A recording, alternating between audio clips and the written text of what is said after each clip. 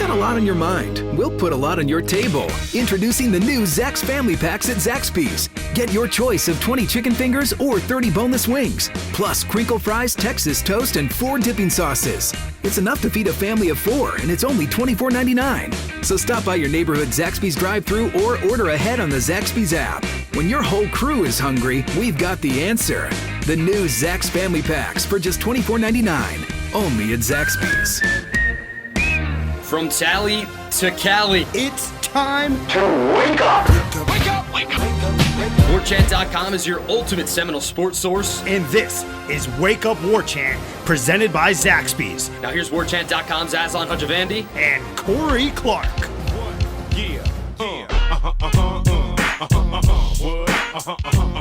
Wake up! What's up, everybody? It's Wake Up War Chant, proudly presented by Zaxby's Indescribably Good. I'm Aslan Hajavandi, joined by Corey Clark. You already know that. We say that at the top of the show, thanks to our intro. We work for WarChant.com, the ultimate Seminole sports source. Use the promo code WarChant30 for 30 free days of access. Corey, how are you, man? I'm good, buddy. How are you doing? Did you have a good Thursday? Yeah, it did. It was good. It was good. Busy. Did a little recruiting chat. We're recording this on a Thursday. We also did our first annual all-time FSU player draft. 4 teams. Ira and myself were a team. Gene and Keith Cottrell, former punter for Florida State, now with the Seminole Club, Alumni Club, running that show, director of clubs. And then you and Tom Lang from ESPN Radio, and then the fans. We all drafted the best Florida State team. That was fun, right? It was. It was long. I thought the fans did a good job. I was worried at first that it was going to be slim pickings, but they came right out of the gates with Chris Winkie and Marvin Jones, and had a really good team. Probably the second best team to Tom and I's. Ooh, look at that. You're so humble. So humble. I love it. I threw down the gauntlet. Head over to warchant.com. Check it out. You can see the teams that Corey and Tom drafted, Gene and Keith, myself and Ira, and as well as you, the fans, the unofficial spokesmen, the folks who called in. We appreciate you and the folks who were posting on YouTube. It was all great. It was one big happy family. All Seminoles for however long we're still going to be called the Seminoles. We shouldn't talk about that. We might get in trouble. Let's go to Renegade Express. Right. There you Hopping go, buddy. on some ponies. I'm going to go right to the jugular. We're kind of warmed up. I remember one time I was speaking to a young lady on one of the apps. This was a while ago. And, she's like, what do you do for a living? I told her I was on a podcast. She says she likes podcasts, but they usually she can't stand the first 5 minutes of a podcast because it's a whole bunch of blah, blah, blah, small talk. And I'm like, yeah, I hate that too. But it feels weird just to jump right to the jugular and do things. But we're going to jump right to the jugular because the first few questions are mostly about how awesome your son is. So we'll get to that later. Oh, sweet. I can't wait to hear those. R. Walling. Love the show, men. Listen to every one.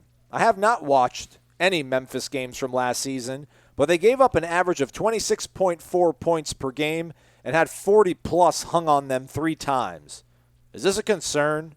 FSU averaged 27.8 allowed in 2019.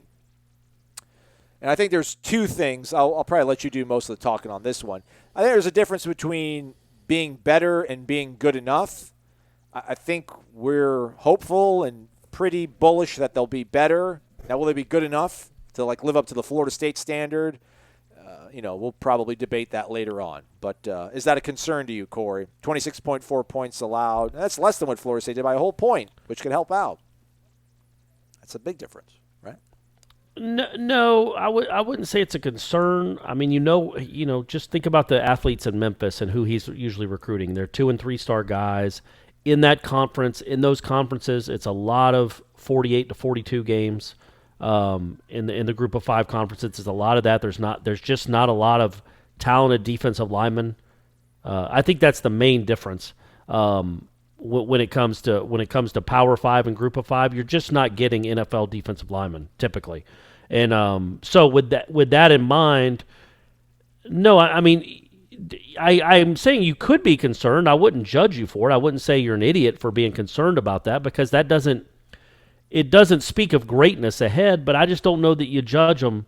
Not everybody can be Jeremy Pruitt. Not everybody's first job can be a DC at Florida State with literally a whole starting 11 that's going to the NFL.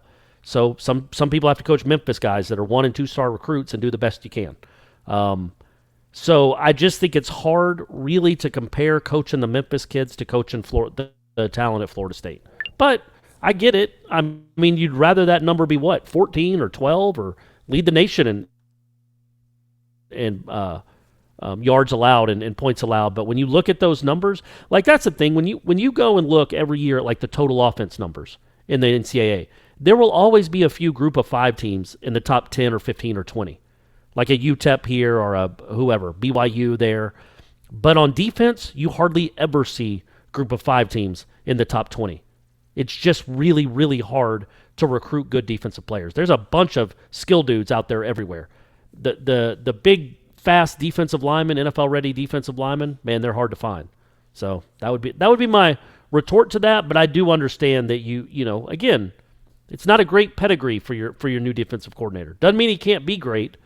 But it's not somebody. Yeah, it's not a Jeremy Pruitt that's coached 1 year at Alabama and 1 year at Florida State. It's interesting you say that because it does seem, you know, here in the next, 3 seasons. If you talk about 20, 21, and 22, it's hard to think that they're going to have better talent in 2022 than they have now. Unless that sounds like a bridge too far. At least with the way they're recruiting, unless they were evaluating guys really well, and then they end up winning 9 games a season and cleaning house, and then those kids that come in 21, by the time they're a sophomore in 2022, they're showing real signs of promise. I think that's a little bit of, in terms of you talk about not having the kind of athletes you have at Florida State that Memphis would have. They don't right now. They're not on those kind of players, but again, if they're able to win some games, maybe that changes everything. Yeah, I think that's the goal, right? You hope you get to 8 or 9 wins now, and you look more appealing. People can see you're turning the program around. They believe in your message, and they have evidence of your message and proof of your message, and then it goes from there. That's usually what has to happen. If you go like coach for coach. I don't know if we should compare them to their predecessor or just kind of our initial thoughts. Marcus Woodson, to me, I don't know a lot about Marcus Woodson. I know he's a pretty solid recruiter. I know that he did a good job of that at Auburn, but a lot of what they did at Auburn successful on the defensive side of things was because Kevin Steele was running the show. Everyone seems to really have a high opinion of Chris Marv. John Papuchis is a guy who's kind of hopped around a little bit. Was a coordinator at Nebraska, did not work out. Then he ended up kind of finding a foothold in Maryland. Got his first job at LSU, I think, maybe, under Nick Saban, surprisingly. And then, Adam Fuller, obviously being the defensive coordinator.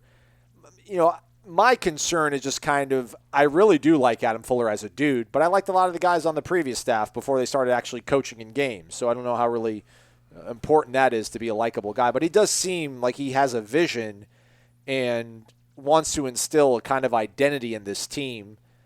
But again, how different is it?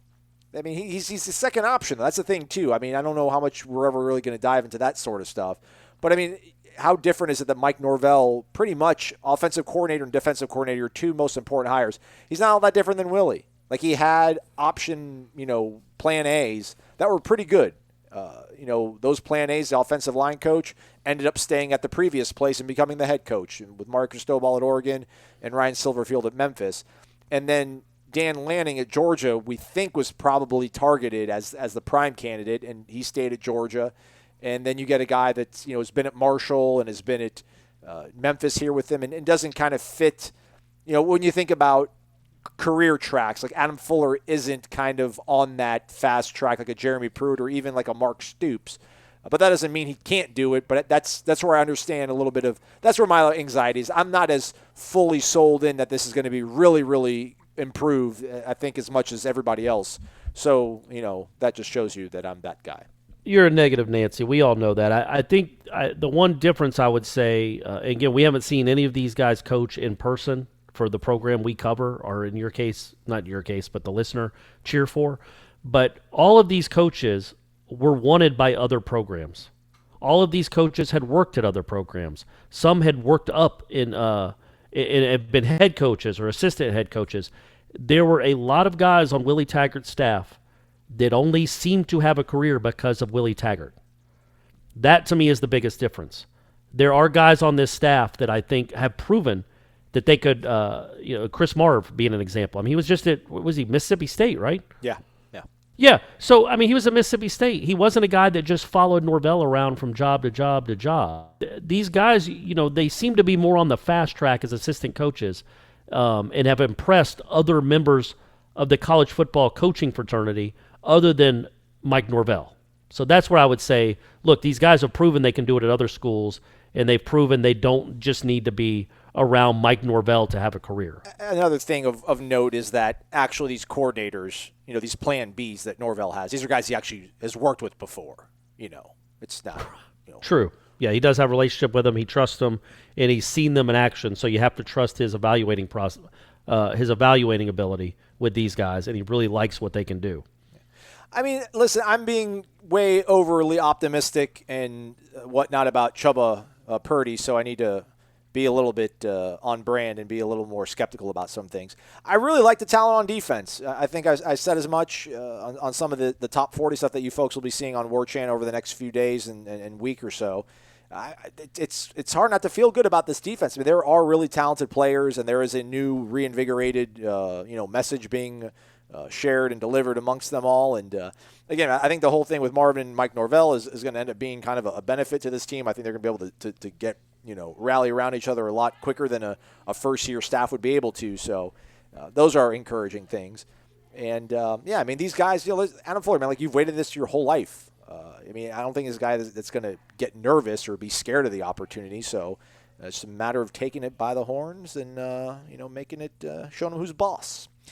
All right, let's see here. Mad AMCZ, next question. Not football related, but it's fine. Wake up! Need some guidance and tips on working from home.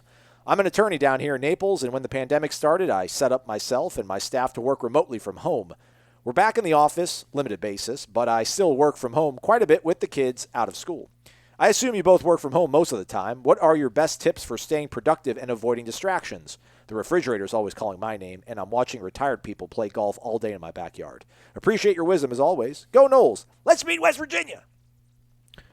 Nice. I like the idea of watching people play golf in your backyard. That sounds like you've had you live in a pretty nice neighborhood, and that seems pretty. I don't know. I do that too. You know that. I'll walk around. I'll walk to the golf course near my neighborhood and just watch people play the ninth hole and kind of freak them out. I'll just sit up on this hill and watch them. Sometimes broadcast it. I don't know that I really have a lot of advice other than like I just work with such an odd schedule. Sometimes I'll wake up late. Sometimes I'll work until 2 a.m.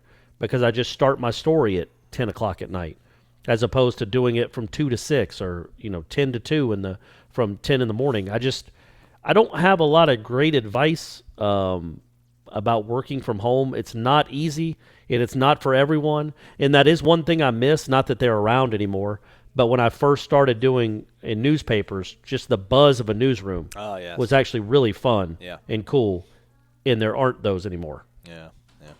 I do miss that as well. I would just say don't feel guilty about not being as productive from home as the office. It's different. I'm not saying to be a slacker, but no one can be expected to be at the productivity they do in the office when they're working from home. So, don't be so hard on yourself. As long as you get stuff done at the end of the day, I don't think you're leaving cases unresolved and not going over, you're rid of Satori or whatever. I don't know. I was trying to rid of habeas corpus. I don't know. I'm just saying all sorts of legal terms. That, and then make sure your office is just your office. Wherever you're working at, I'm assuming you're a lawyer, you work from home, you live next to a golf course, you probably have an office in your house. Just make sure you're working in there. Don't eat in there. Don't snack in there. If you want to have ESPN on in the background, cool, I guess. But make sure the office is the office, and don't bring snacks in there. So that way, when you get in that room, it's all right, go time. Because in the Midtown offices, the guest bedroom is my office, and when I come in here, it's no snacks. It's just podcasting and video conferencing. So or just stay in your bed and do your work from your bedroom. Yeah, all right. Jolin Cones, not to be confused with Colin Jones. Wake up. Hey, gentlemen, I've been thinking about our previous regime and the differences this new staff will bring. Kenny Dillingham says they run an up-tempo pro-style offense. That worries me because typically that means stacking the line of scrimmage. In this case, with very bad offensive linemen. This reminds me of an inverse Boise State game from last year. They had 8 guys between the tight ends, and we had 3 down linemen. Naturally, they busted off a 17-yard run on the first play and finished with 214 yards on the ground. Ridiculous. So I guess my question is, do you think Norvell and company are smart enough to spread it out sometimes or change up their looks on both sides of the ball? Love the show and appreciate y'all getting me through the worst offseason we will ever experience. Go Noles. You ain't lying about that. There'll never be anything like this. Oh, boy. And then baseball's just making me madder and madder. I thought it was happening. I thought they were coming together. You thought, yeah, but then who knows? No, they want to go to 70 games, and the owners think it's the worst counter proposal I've ever seen. It's just like, whatever, man. Real Y'all quick, just shut up. I shouldn't opine on this because I'm not a baseball guy, and I have ADD, so the whole 162 games is just, whoa, so much. You can't be a sport that's predicated on been playing games or seasons that are that long and then be like, yeah, we're just going to do 60 this time. That's ridiculous. Yeah, I mean, it's the equivalent of having what would it be, like a 27-game NBA season. Yeah, absurd. Yeah. But I mean, I guess it's But I mean, you got to do something. You got to find something. But the owners it doesn't seem like the owners want any part of actually having a baseball season. They're perfectly content without having a season because they're going to lose some money. So anyway, that's made the offseason worse. It's everything that's going on in our country, and then those greedy SOBs won't even. I mean, they should already be playing right now. Anyway, so going back to the actual question, yeah, I think I just don't think you do what he did at Memphis. And again, I know I was just talking about the defense and how it's hard to judge the defensive numbers. It's not hard to judge wins and losses though, and without superior talent. Most of the time, they were on almost even playing field with the talent level they were going up against at Memphis. And you don't go to the Cotton Bowl without making adjustments and speeding it up. Dillingham, you don't go from high school in whatever it was, 2012, to then coaching at Auburn 7 years later, unless you really know what you're doing. So I do think I do have a lot of trust in those guys to figure out how bad the offensive line really is. They'll figure that out soon enough, and then go from there. And I don't mean that like they're going to see it's a clown show. I'm not saying that. They'll know how good or bad it is going into that week 1 game. They're not going to be – I don't foresee them being like I guess Walt Bell was like this, but Walt Bell and Willie Taggart and being like surprised. Wait, why isn't this stuff we did in practice working against Virginia Tech and Syracuse? What's going on? This doesn't make sense.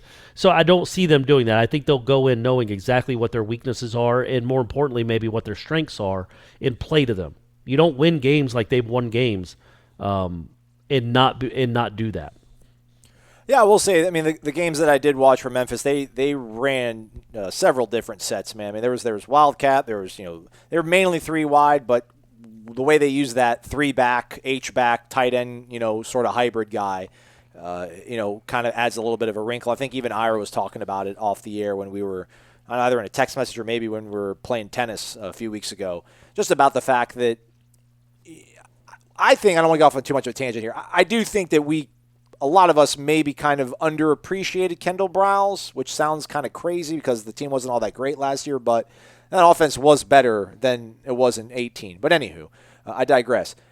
They really didn't utilize the tight end to help. I mean, it was one of the things that people would complain about was like, hey, man, like, I get it. We need to have people on the outside making plays. We need our athletes out there making plays in space.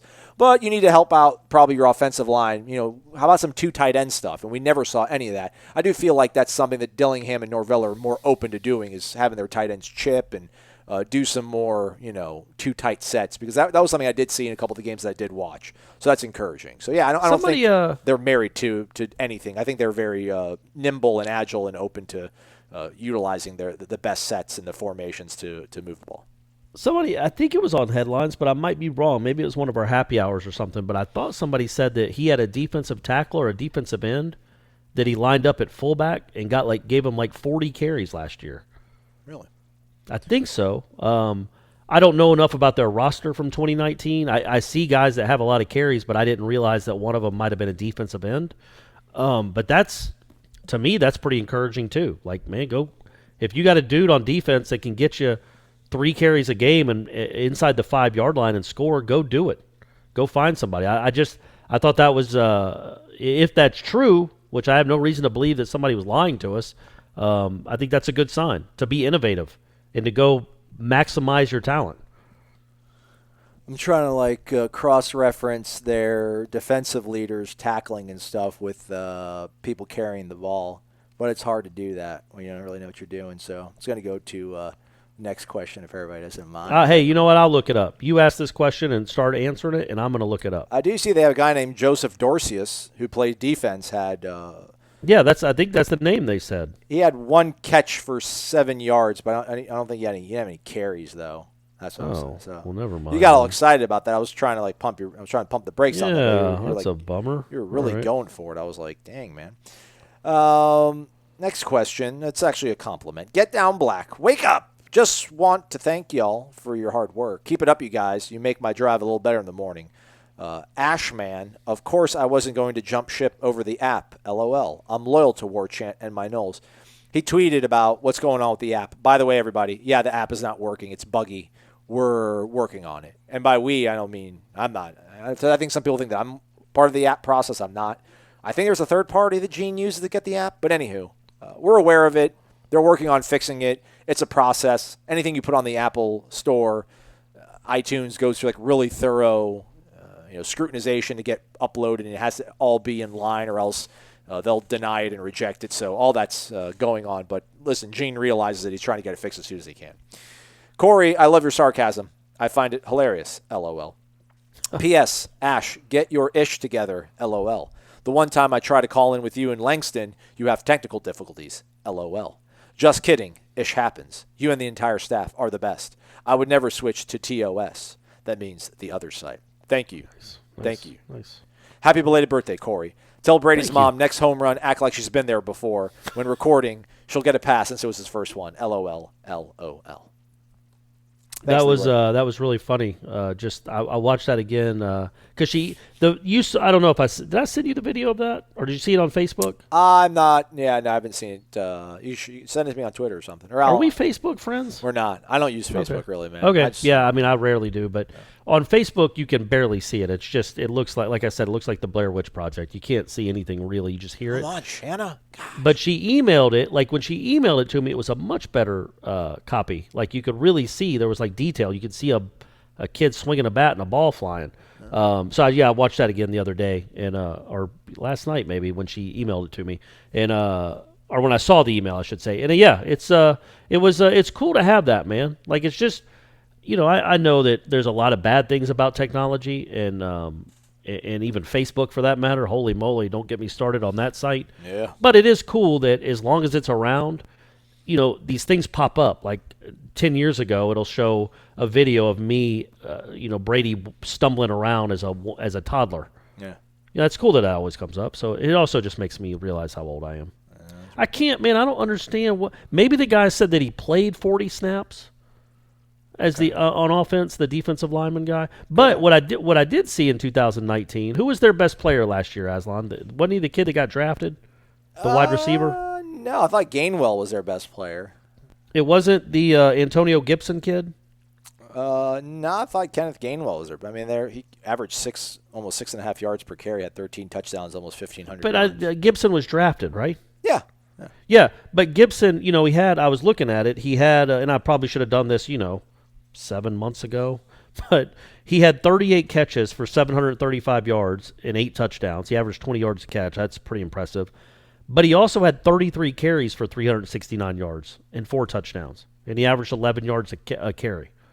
That's really, to me, again, that's encouraging, right? That you find guys like Gibson, who's, I don't know if they have anybody quite on the team like him. And I'm not necessarily vying. I'm not making the case that Tamarian Terry should get toss sweeps, but maybe Keyshawn Helton can. Yeah. Maybe the kid from New Orleans that's the fastest recruit in the country can. He can play some at wide receiver. Is it Wren? Is that right? Yes, Corey Wren from Louisiana. From the boot. Another great Corey. Yeah. And they've had some good Corys at Florida State. He could, if it's spelled the right way. Let me make that very clear. It is. He's got the E in there. I'm But I'm just saying it's spelled with a C. Yeah. Oh, right. There was another Corey that spelled it crazily, and he didn't have quite the career of didn't work out. Corey Sawyer or Corey Fuller or Corey Simon. So anyway, being able to get guys like that the ball, that's, to me, I know the Gibson kid is a fantastic athlete and prospect, but a guy that averaged 11.2 yards per carry on 33 attempts, that's not that small a sample size. That's 3 carries a game, and then also averaged 20 yards a catch. That's awesome. That's really impressive. How did we get there from Facebook? That was amazing. What a segue. That was a seg. What did I do? How did I do that? I think you just went back. You revisited the whole defensive lineman guy supposedly. Oh yeah, that's right. Maxwell Gibbs. But I did tell her, by the way, that she's not allowed to act like that anymore. We're going to golf clap from here on out when he hits home runs. We want him to know that we expect it. Was it like Kelvin catching the touchdown? Oh, it was pretty remarkable. I haven't heard. I'm not going to say that. Shanna was very excited, and like I said, the camera just went straight up after it went over the fence. The camera went straight up and shaking as you're looking in the clouds, and then it goes down and looks at her lawn chair, and that was it. And, it's tough, man. But it was, it was. She was. We were all really excited. Maxwell Gibbs says, "Who would I take number 1 overall in a draft of FSU greats? I would take Walter Jones, left tackle, at number 1 overall." He's answering the question because I asked everybody at the top of the show, at least in the thread, who they would take because we did our mock all-time draft. You had the first overall pick in the draft. Who'd you take? We took from Hueytown, Alabama, Jameis Winston. All right. I just figure, yeah, man. You just look at Jimbo's offenses every other year he's ever been a coach. And now they're good. They're always pretty good. Not usually great, but always pretty good. And then the one year, that guy turned it into a marvel. That's how good Jameis Winston was. And I know we think about 2014, and he started to struggle a little bit with the picks, and then what his NFL career has been. Not terrible by any means. He throws for a bunch of yards and a bunch of touchdowns, but he makes mistakes. But that guy, I think he's, I don't. It was either going to be him or Charlie because that's the most important position. But yes, if Walter Jones would have been available on the coming back end of the draft, so if in our second round pick, if Walter Jones was available, we definitely would have taken him. By the way, I think Jameis likes to claim Bessemer rather than Hueytown. That was the high school he went to, but it's different. There's dynamics in play. Isn't Hueytown a city too, though? I think so, but it's just there's dynamics. He claims Bessemer. That's where Bo's from. That's right. Maxwell Gibbs continues. The other day, someone posted something about conference revenue projections over the next couple of years, and it showed the Big Ten and SEC nearly $90 million each. Meanwhile, ACC dead last out of the Power Five, barely over $50 million. What in the hell can FSU and the ACC do to get this up and at least in the same ballpark as the other two conferences? I don't know. We wouldn't be doing a podcast if we knew, right? We'd be a lot richer figuring out. We'd be lobbying, yeah. We'd be consultants. I don't know if the projection counts, if it factors in maybe having Xfinity or Comcast on board sometime in the next few years. I think that would help significantly if they were able to add those markets. But I know not $40 million gap-wise. That's bizarre. I think I saw somebody post this on the board. I think the Athletic might have done it, but it's a little bit concerning. I don't know at what point do you break? I mean, you talked about the bubble in terms of coaches and the way schools spend money, and we're kind of hitting that right now with the pandemic, obviously. But yeah, I mean, at what point when these people start lapping Florida State, do you really actually start feeling it? Because unless some big booster shows up in the next few years, I mean, that's a discrepancy, $40 million. Yeah, I don't know how you can't make it up all in one time. It's got to be incremental for sure. Also, I hesitate in believing or caring about any projections right now. We have no idea what the whole college and university model as a whole is going to look like in 2021. So we certainly don't know what the going rate for a top football program is going to look like next year and what it's going to do to other athletics. I mean, we just don't. If COVID hadn't happened and the last 3 months hadn't happened, obviously I would answer that question and say, yeah, that's a problem. They got to figure something out. Right now, we just don't know. I can't imagine the profit margins are going to be anywhere close to what the SEC was expecting. By the way, we buried the lead. Florida State going back to the white numbers. Forgot to talk about that at the top. Yeah, what's the matter with you? I thought that'd be the first thing you talked about. Yeah. Just thanks, Willie. I mean, really. Hey, Willie did that, thanks, man. Yeah, Willie crushed that out of the park. Norvell gets to take credit for it because it's his team that's going to be wearing them, we hope. But yeah, Willie got that done at least. He listened to the fans there. Good tweet, by the way, by Norvell. Like, he retweeted the official account on Twitter posting the video or the unveil, and it was like the heart eye emojis, and it was like they're finally here or something like that. So way to play it up. Although it probably means nothing to you, Mike Norvell, which is totally fine. I don't blame you. You know, it probably shouldn't. But way to ingratiate yourself to the fan base. Well done. Good stuff. You've been doing a good job with all that, really, truly. Drill Sergeant Porter, wake up. Actually, I feel like I need to say it in a different tone when it's Drill Sergeant Porter. Wake up! Aslan, I feel your pain with the putter cover you ordered. Last year, I ordered an FSU gym bag from a well-known company. This company's shipping, coincidentally enough, is the same name as the first word of Deion Sanders' nickname. You can guess. Okay. When the package arrived, I was excited.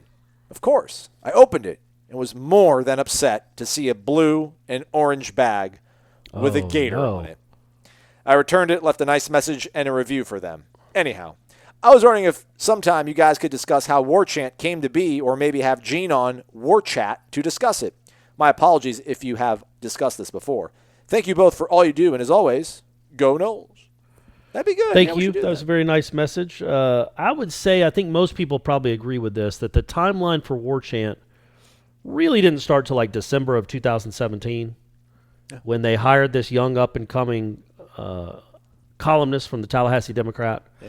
I think that's when War Chant kind of really started to resonate within the Florida State fan base. You would agree with that, right? Because you weren't even on board yet.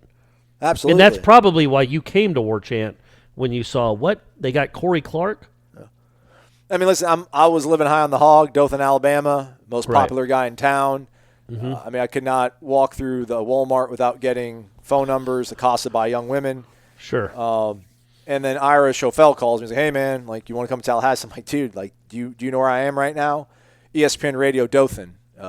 News 4, Dothan, Alabama. I mean, and he's like, well, I don't know if you know, but Corey, you can't tell anybody, but, you know, we're gonna pull this Corey Clark guy away from Tallahassee Democrat. I'm like, wait, whoa, like Corey Clark? I mean, the guy that's keeping the entire news operation, the Tallahassee Democrat, solvent and right. And then at that point, it was, you know, some contract negotiations. You know, Gene and Ira had to put some money down on lawyers to get me out of that really tough negotiation with the top-notch lawyers in Dothan. And sure. Here I am. So there we go, and the rest is history. Yeah. That actually is a really good. Yeah, we should do that. A really good idea. You know, when I was when I was at the Democrat, one of a cool column I thought I wrote. It wasn't even a column; it was more just a feature story. Was like the birth of sports talk in Tallahassee. It was actually Jim Henry's idea, my sports editor at the Democrat, who's still there. Awesome dude. Really enjoyed working for him, and has been around Tallahassee forever. Son Brian was an All-American on the baseball team. But anyway, so Jim's idea was like, why don't you do like a history of how sports talk started in Tallahassee?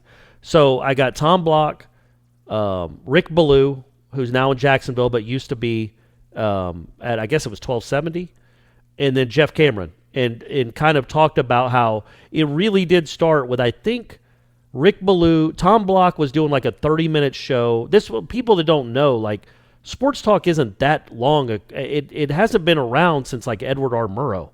Like, it really started in like the mid-90s. Like, Atlanta didn't have one until the 90s. Yeah. Like the mid-90s. Mad Dog. Mad Dog and Mike and Mad Dog. And that was in New York. It's crazy to think that, like, why wouldn't they have thought of that in the 60s? People have always liked sports. Yeah. It's bizarre, but they didn't. So finally they got all these sports talk shows that were just obviously devoted sports talk stations. And I think Tom Block was working at a news station, but he did like a 30-minute or an hour. I should probably know this since I wrote the story. He did an hour sports show once a week, maybe. And he would go into Ken's, I want to say, or maybe Barnacle Bill's, wherever Ballou was a bartender. And they struck up a conversation because Ballou would listen to the show.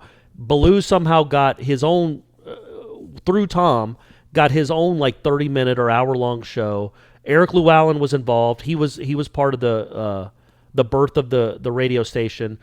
Jeff Cameron was a caller into Rick Ballew's show, and then Jeff Cameron went and worked at this really like 10-watt radio station 30 minutes away in Tallahassee somewhere, but gave his tape to the great and late Lee Bowen. Lee Bowen liked him, and the rest is kind of history. But it was that whole story of how Jeff Cameron came to be, but also just how Sports Talk in Tallahassee came to be.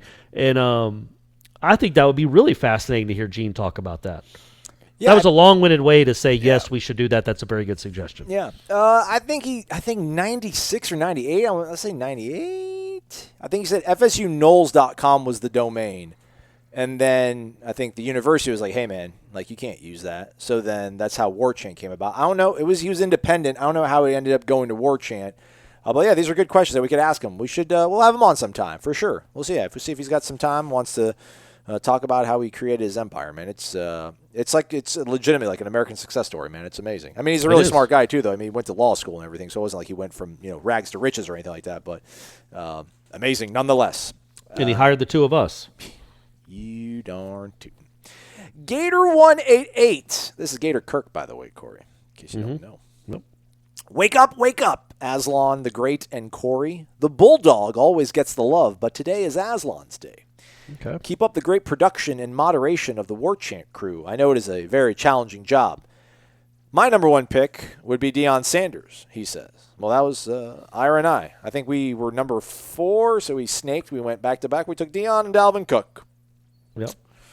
Not bad. Do you believe that there is more excitement from the players with the new staff? Some of the interviews have mentioned better coaching and attention to detail.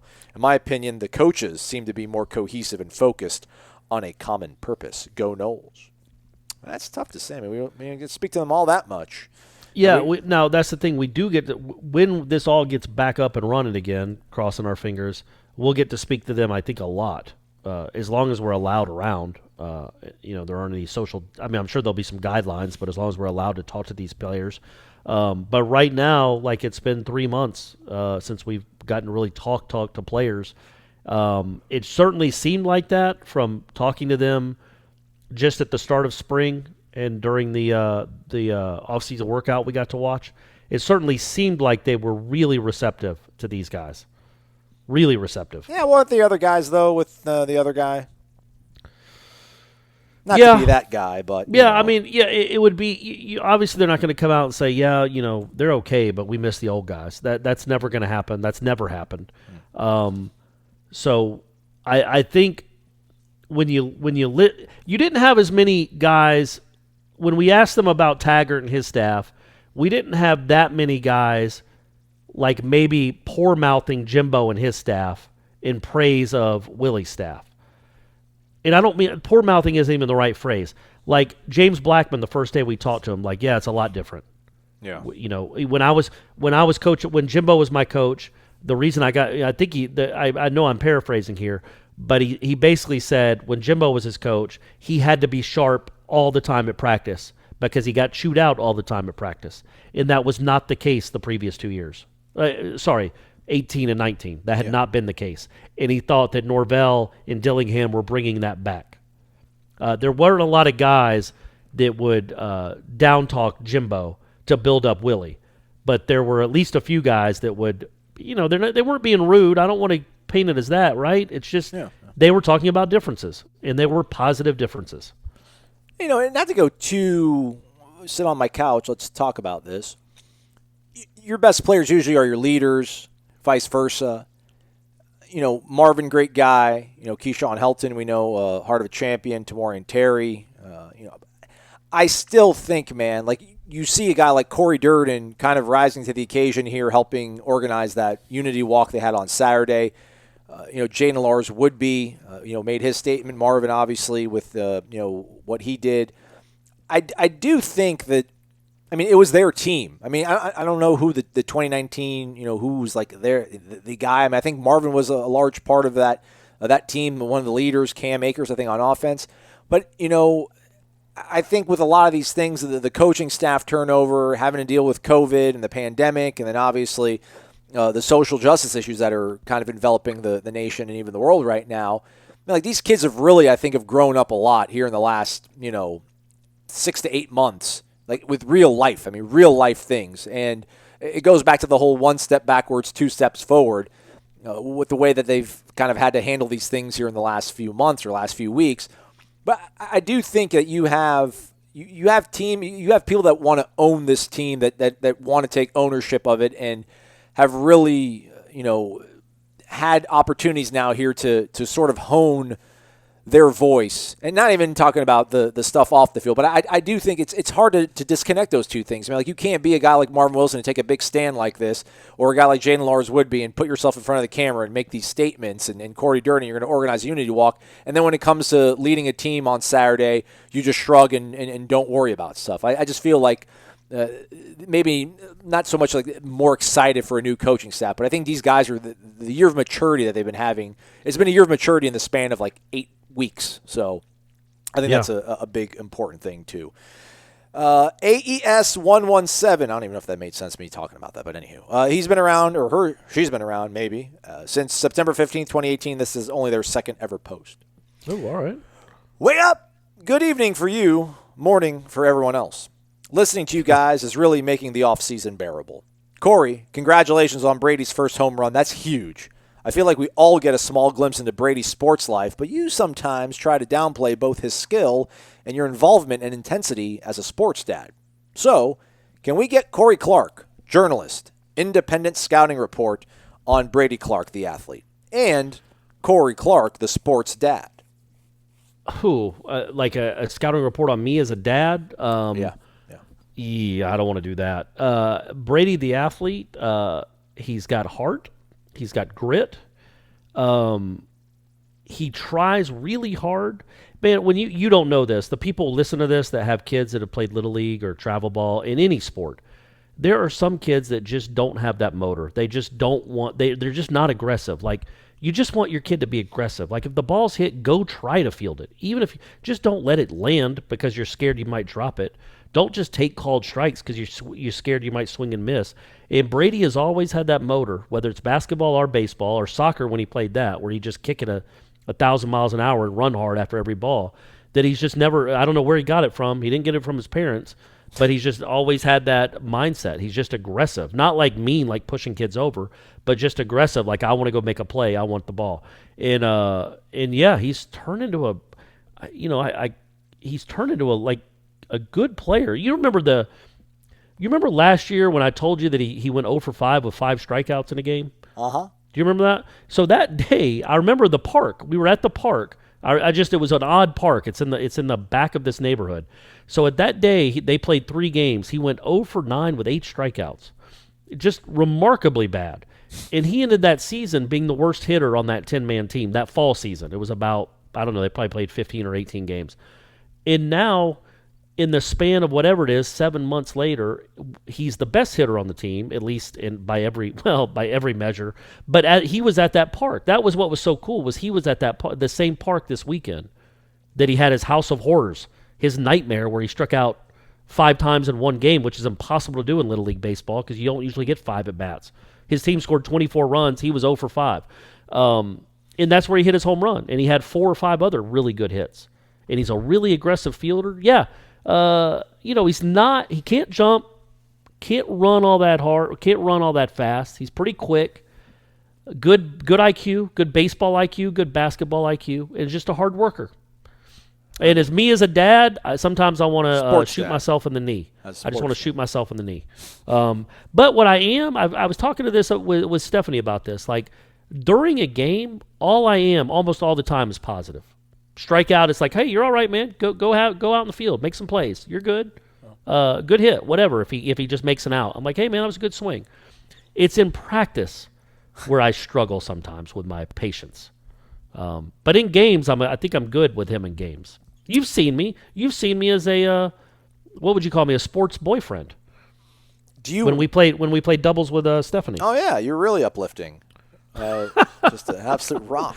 It's weird why I'm like that. Like, that's what Iris said. Is like, man, you must have been a joy in a Little League dugout. And I'm telling you, I was an awesome teammate. Yeah. The worst kid on the team, I'd be like, man, good try. My dad always instilled that in me. Like, go tell that kid he tried hard. And I would. because my dad was usually my coach, and I was usually one of the better players on the team. I'm not bragging. It's like when I was 9, when I peaked. But he would always tell me to go tell him good try and get him. You'll get him next time, and I always did.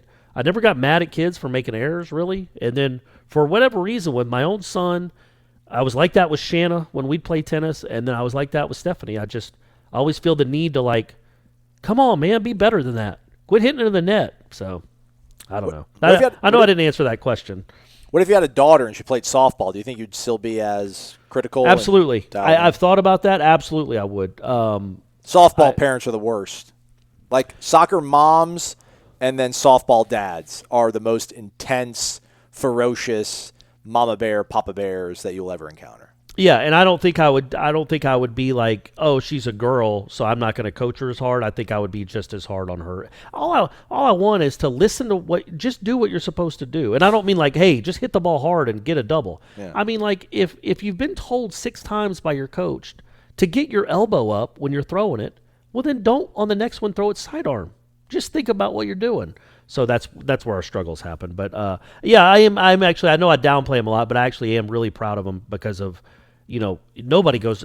That was for him to bounce back the way he did from that awful fall to now being the best hitter on the team, at least these last 2 weekends, has been really cool to see, and it's really cool to see him brimming with confidence and not giving up, but actually working hard and getting better and seeing the results. So that's why I was so excited about that home run, just to see him at that field have that kind of moment was really cool. And they lost, but only by a run. It was a nice game, but we didn't have to stay there for 9 hours. It was just a quick hour and a half. Nice. He hit a home run. He played well. They lost. I got to get on with my Sunday. Yeah, it's going to be like James Blackman ending his career in El Paso, like throwing for 5 touchdowns. Face your fears. That's right, man. Right. Well, and that'll make all Florida State fans happy if they're back in the Paso. Scale the mountain. He also asks how the Tinder game is going. Not all that well.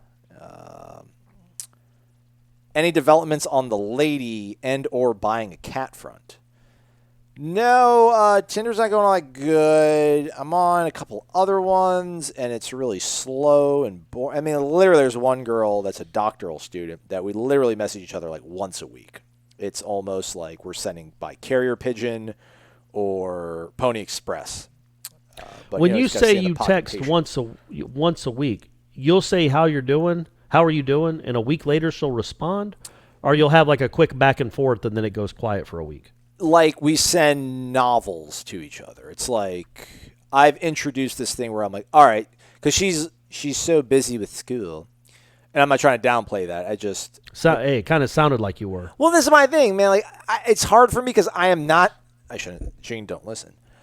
I'm busy now and then, but like I've never been to. Even when I worked in television, like I would make time for my girlfriend, but then she was my girlfriend. It wasn't just some girl I was talking to on an app or whatever. But she's like, I'm in nature. I turn my phone off. I forget I don't have my phone, blah, blah, blah. It's like, whatever. I don't care. Like, it doesn't hurt my feelings. I'm not investing a lot in this or whatever. But yeah, so I'm just like, all right, well, here's like one small talk thing. What's one big topic thing I'm going to ask you? So like, I'm just like, I don't know. It was like, what was the small talk thing? Just like, how's school going in terms of like, have you figured out where you're going to be able to go on your summer study program? Because she's a doctoral student. Then the big question was, you put this down as your, like she put moderate as her political stance, and I'm like, well, what makes you moderate? Are you just kind of middle of the road with everything, or are you on the left on a couple things and on the right on a couple things? So by virtue of that, you're moderate. So then like she sends this whole big response and then asks me the same thing, and then I follow that with my response, and then I give her another set of questions, and then like a week later, pretty much we end up like conversing on that or whatever. So, and then also the thing that's been really good for women with the whole pandemic is that they can use this whole excuse thing about like, well, I'm really taking the quarantine seriously, so I'm not ready to see anybody for a few more weeks. And it's like, well, that's a complete lie, because that's what I'm saying to the girls that I'm not interested in. But I get it. It's fine. And on the cat front, no, man, I don't think it's going to happen, at least not now. I still kind of think cats just crack me up, man. I don't know what happened to me here in the last, 2 years or so. I've never been an animal guy at all. I do like certain breeds of dogs I mentioned before, but cats just, they crack me up. They're funny, I think. All right, last question. Harley07, good morning, all. FSU draft, I'm taking Chris Winkie. Mature leadership on and off the field, Charlie, is close, but the early interceptions have me side with Winkie. Mm-hmm. Good point. Well, Winky had 6 in one game in his second career start. But after that, he didn't throw another interception for the entire year. Still made it to the national championship game. He did, yeah. Well, Rooster did, baby. Nobody picked Rooster. I know. We had 24 rounds and nobody picked Marcus Outzen. I know. I'm trying to think. I wonder who's the biggest sort of miss we all didn't like. I wonder like. Oh, I don't think Bolitnikoff got taken. I know it's hard because it's eras, but come on, man. That guy obviously was. I mean, he's an NFL Hall of Famer, and he wasn't taken. But what were there? 96 picks total, and one of the 4 NFL. Yeah, but we were Hall of limited. Famers? There was only 2 wide receiver spots. Yeah, there was only 8 wide receivers. So I tell you though, people poo-poo Ira especially, but imagine Tamari Terry in the 90s with those teams, which is essentially what he'd be playing on. In the team that we drafted, all those offensive linemen, Warwick Dunn was the running back, William Floyd was another running back, Cam Akers, Jameis would be his quarterback. When you look at Terry's stats from last year, and number one, think, okay, well, they didn't have a number 2 guy, really. Who was the second receiver last year? I really don't know. Who finished second catches? DJ? Pokey, maybe? Yeah, he was the main threat, and he still caught 60 balls for 1,200 yards. With those guys throwing him the ball, with that offensive line. Imagine if quarterbacks had time to throw and he had time, and he couldn't. It's just that guy, I think, when we look back, could be considered one of the 2 or 3 best ever receivers in Florida State history. I tried to tell Lyra to take him, but he's like, no. Don't mean to throw you under the bus, partner, but I did. I did say Terry. Just saying. 1,200 yards on the 2019 Florida State team? Come on, man. You're right. DJ Matthews, 36 catches, 355 yards. Pokey not even close. What were Terry's numbers? Man, Trayshawn Harrison had 27 catches. Terry, 60 for 1188, which is just a shade under 20 yards, 19.8 yards per catch, 9 touchdowns. I mean, that's nuts for that offense, where he's the only legitimate, viable deep threat that they'll throw to. Yeah, pretty remarkable stuff, man. It could be really exciting to see how they utilize him in this season with this coaching staff. Hopefully they can block better and get better quarterback play. All right, Harley 07, 2 thoughts that leave us this weekend. All right, first, I am bullish on our defense, not because of the 19 season, but solely because of the Sun Bowl. Utilized playmakers in an attacking style. It's true. I mean, they look really good, man. Maybe not really. They look good. They look good. Second. They did look good in that game. I know they didn't have their receiver and their running back, but they did. Couldn't do anything. Arizona State didn't do anything on Florida State except pick sixes. No, right. Second, quarterback, hot rod. I think a coach's son is a leg up on poise and decision-making. Those are the keys to the Norvell-Dillingham offense. Find something to smile about. Great weekend to you all. Oh, that's a nice sentiment. Also, it's Father's Day weekend coming up. So happy Father's Day to everybody out there that is a dad or has a dad, which is all of you. Hope you have a nice Father's Day. How do you know everybody has a dad? Maybe some people don't have a dad. Well, I mean, just biologically. Oh, right. Yeah. It takes 2 to tango, my man. You know what I'm saying? Maybe you should get your doctoral student to explain how this stuff works to you next week when she responds to your text. I mean, hey, you guys asked me a question. I mean, I'm not telling my mom about this girl. I mean, it's a ridiculous thing, but that's just where I'm at right now. That's where I'm at. I need to probably. I was wondering about that. Not that anybody really necessarily tunes in for this, but the single people that have had I've been lucky enough. Number one, to have a son that I've gotten to see so much more of these last 3.5 months than I would have otherwise.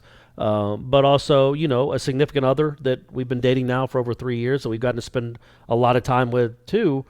Man, single, it really is a wrench into the whole system, isn't it? It's not like you can just really kind of start willy-nilly start dating. It'd just be it seems like it would be a really hard time to start a relationship. And I get that, some people get lonely and that could be pretty depressing. No, actually, I think it's probably really actually easy time to start dating, just whether or not you are really interested in actually dating somebody at the actual time. Because I mean, I don't want to go Well, I would just think some people would be like, I'm not really doing it right now. I'm not doing that. I don't want to start dating right now until we get clear of this thing. Yeah, no, some people are saying that, and there's others that can be like, yeah, I don't feel really comfortable going to a bar right now. You want to just come right over, and that works too. So it cuts both ways. So sure, you win some, you lose some. That's where your boy's at right now. So anywho, yeah, man, I'm looking at this top 40 as we go out. And Gene puts notes next to a lot of these picks. Example, Jordan Travis, Gene, number 20. Everybody else in the 30s, Aslan, unranked. You're talking about tell people what you're talking about. You didn't explain what you're talking about with the picks. Well, no, we're talking about the top 40. War Chant top 40, yeah. Well, he's talking about Harley 07. He's on the hot rod train, a.k.a. Gotcha. Top Rodemaker's quarterback. So I'm looking at all these notes, and I'm either going to come out of this with a really much more respected voice in the community, or whatever shrieking sound that I have in the echo chamber that is Florida State social media and fandom is just going to be absolutely quashed. It's like one player, Aslan, had him at the high. Next, we're talking about guys in the top 10. Aslan high at number 4. Aslan highest at number 8. Corey lowest, number 20. Another player. Aslan highest at number 9. Ira lowest at number 18. Like, man, if Chubba Purdy works, and I'm not doing this to, again, man, I looked at film for 8 minutes. What do I know? But if I hit Chubba and these other guys, if Kalen has a really good season, if Kalen's the number 1 running back, and Chubba hits, man, I'm going to look really good. I'm going to look really smart. But if they don't, I don't really care if I look bad. I really almost feel bad for Chubba Purdy right now. I'm almost giving myself too much credit that people are like, oh. But yeah, man, there's going to be certain people. People think Tate Rodemaker is going to be great. And then if he doesn't play, you're like, darn it. And if Chubba actually does play and sucks, then it's like, idiot. Why'd you get my hopes up? I feel bad. I just, don't listen to me, I guess. I just don't. I would be really surprised if any of them were terrible. I know you just used the word sucked. I don't think these two guys, Dillingham and Norvell, are going to put a quarterback out there that's terrible, that isn't good, that is subpar, that is below average. They've never done that before. Even last year at Auburn. I know that kid single-handedly lost the Florida game for Auburn, but other than that, he was pretty good. And I know he was like this big ballyhooed recruit, big 5-star kid, but he was still a true freshman. Yeah, and a legacy. His dad was Patrick Nix. But it's hard to start. It's not hard, it's not necessarily impossible, but true freshmen in the SEC, or big-time college football, I should say, man, you're going to go through some growing pains. And still, that kid's first game was against Oregon. He didn't lose it. And then he had some nice moments throughout that season. They don't have when you go back and look at Arizona State and then what they did at Memphis, they have not had, and then the one season in Auburn, they don't have bad quarterbacks. They don't get bad quarterback play. Mark Richt, now there were a ton of weapons around all his quarterbacks at Florida State. Even Thad Busby, who was not very good, was still not bad. He was still above average. He still had big moments. Mark Richt knows how to coach the position. Jimbo Fisher knows how to coach the position. We have to assume or hope that Norvell and Dillingham know how to coach this position. And they are going to make these guys, even if they are not NFL dudes, even if they are not Sam Howell, they can be good enough to win games because they have a history of it. Brady White, 64% completion percentage, 33 touchdowns to 11 interceptions. Right. Bo Nix ain't shabby. Bo Nix, 58% completion percentage, 16 touchdowns, 6 picks. And I think he threw 3 in one of the game, right? I think the Florida game, he was just abysmal. But he didn't lose you games. They don't have – I'm sure Brady White had bad moments, and we know Bo Nix in the Florida game. But you think about all the struggles that Blackman would have, not just for a whole game like the Sun Bowl, but for halves like Boise State, or for a quarter like the fourth against Wake Forest, or whatever it may be. I don't think their quarterbacks have I don't think Brady White has some incredible innate talent that James Blackman doesn't possess. Right. I just think he was coached better. Jimbo and I thought, and remember, Blackman's best probably 4-game stretch of his career was the last 4 games of his true freshman year. Mm-hmm. He was being coached well. Now by a guy that was already looking at land and I guess cattle in Texas, had to get some steers on his farm, but he was still being coached by Jimbo Fisher. And I think if you get competent coaching from the top down, it really does impact the quarterback. And guess what? If James Blackman goes out there and just isn't any good and can't figure it out and keeps losing games, he'll be on the bench. I was going to make comparison to James Blackman's stats, but it's too long now. It's been too far removed. Yeah, sorry. Something to smile about. Oh, sorry, buddy. I didn't know I cut you off in the middle of the stat comparison. It's fine. Something to make you smile. Whoever mentioned that they got like 40-plus hung on him, I think 3 times last season in Memphis. They went 2-1 in those games. And the one that they lost was against Penn State. And, that's a bowl game. You're on your way out. I don't know. Did Adam Fuller even coach that one? I think he did, right? I think he must have. I think so, yeah. But they beat SMU. That was a game day game. Came to town to Memphis. They beat them 54-48. Nice. And they beat Tulsa 42-41. So whatever you want to play in those waters, we can do that. They splash around just fine in those waters. Well. When Florida State gives up, last 2 years, if they gave up 40-something points, they were down by 5 touchdowns. All right, we're done. Another week in the books. Somehow, we keep talking about Florida State sports. I love it, man. It's good. It's always good to be with you, Corey. I appreciate it, man. Thanks for making time. Hey, Aslan, I appreciate you. We've only been together for about 3.5 hours today, so it's been a genuine pleasure, my man. Indeed. He's Corey. I'm Aslan. Thanks for listening to Wake Up War Chant. Proudly presented by Zaxby's. Indescribably good. WarChant.com is the ultimate inside source for FSU football and recruiting, and now you can get in on the action for free for an entire month. WarChant.com is offering a risk-free 30-day trial subscription. Get full access to the #1 website covering the Seminoles just by entering the promo code WarChant30. That's WarChant30. Sign up and get in on the world's most active FSU message boards. Receive breaking news, stories from our award-winning staff, plus get exclusive interviews and videos. Just enter the promo code WarChant30. WarChant.com, your ultimate Seminole sports source.